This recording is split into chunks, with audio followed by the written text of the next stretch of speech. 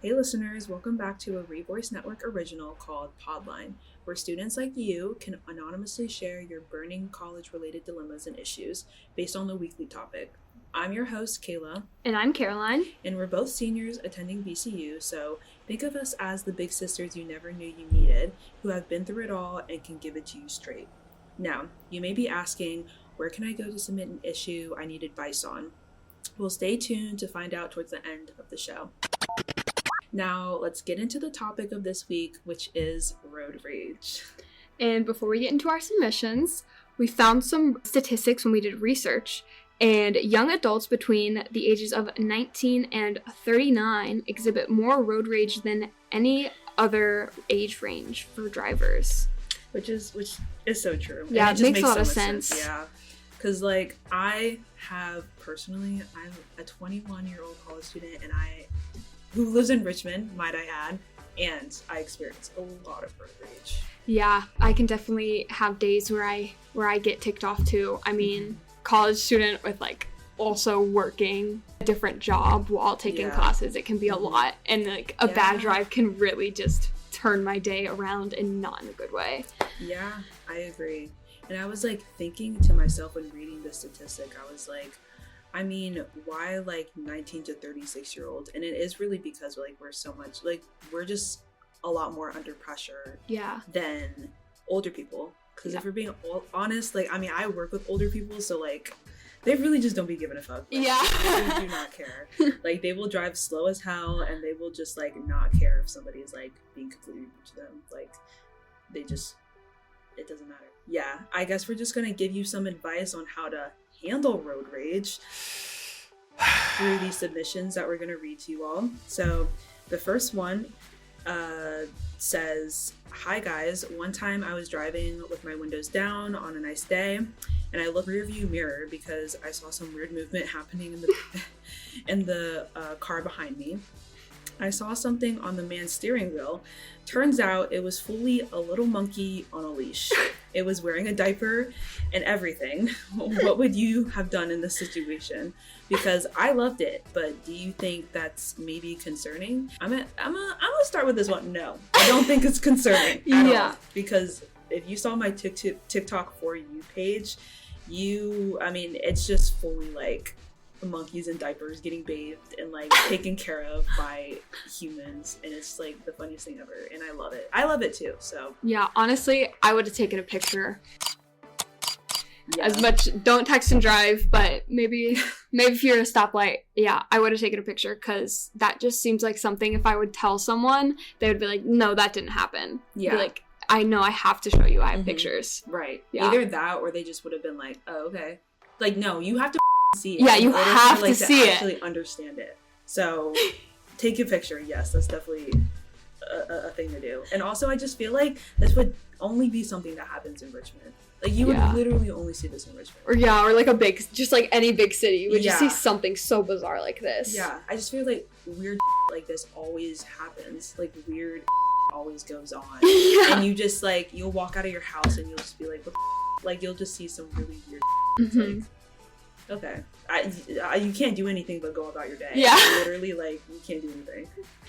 So.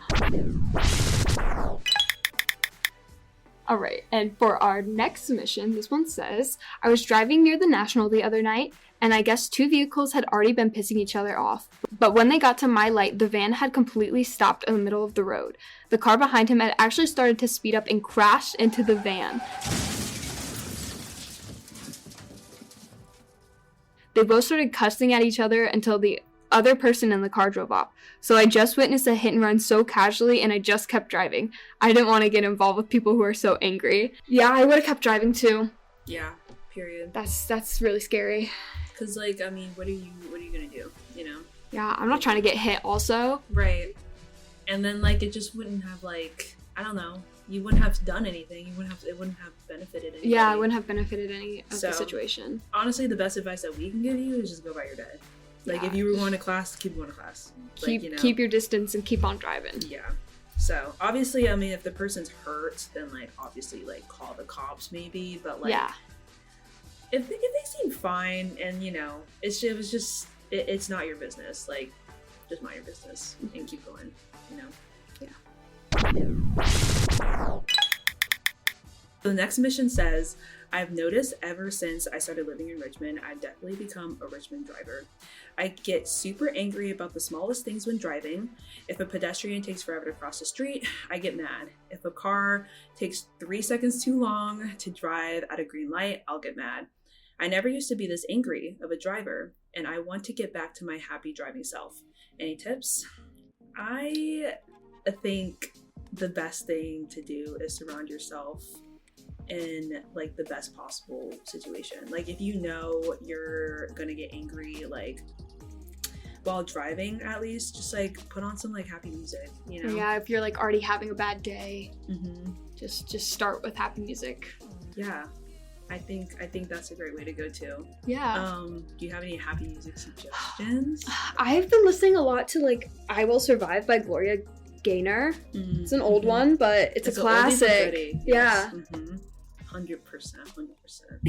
I really love the song Witch Doctor by Alvin and the Chipmunks. You know, so it's like, I heard the witch doctor. Yeah. And they say a whole bunch of shit like I don't know the words. You can't even just like understand. I can't even understand what they're saying. But it's got a good beat. Yeah, it's got a great beat, and they have great voices. So yeah. It's hard not to listen to that with like no, like without being happy, you know? Like you can't get angry with that, so. And another advice is just to ask a friend to drive you instead if you have that luxury. Oh yeah, if you guys are you're hanging out as a group, maybe you don't drive, someone else drive. Yeah. Someone preferably with like less like that can stay calm behind the wheel. Yeah, that knows how to keep their composure. Yeah. While driving in Richmond. Yeah, so those are some tips for you.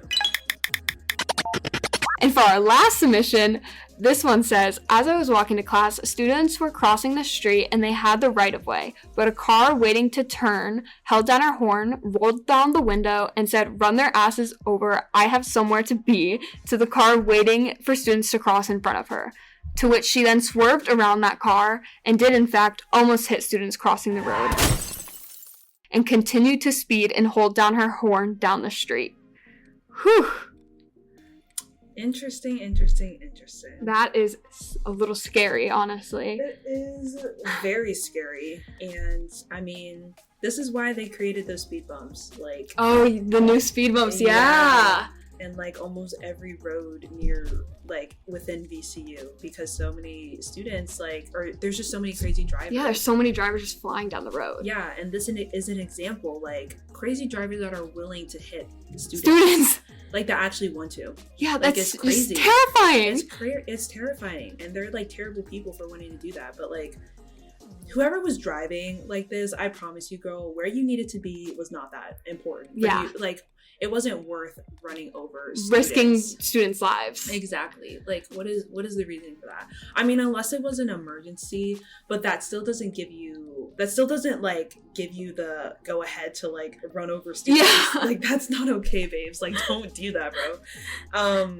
But yeah, I mean, honestly, like if you're a student that like commutes as a way of like walking, like that's your transportation, like you just walk, like just be very careful. Even if like the sign says walk, like always look both ways. Yes. Even if it's a one way too, honestly. Yes, you never know. Because now I'm catching myself like looking both ways out one way. It's like, I mean, it's better to be safe than sorry. You know, I'm not trying to get run over. So. Yeah.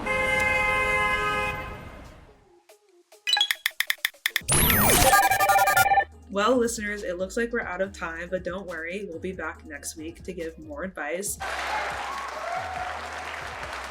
Follow the Revoice Network on Instagram at Revoice Network, and to submit a response for future episodes, follow us at Podline_Revoice, where our Share Your Dilemmas Google form lives. Once again, I'm your host, Kayla. And I'm Caroline, and thanks for listening. See you next week.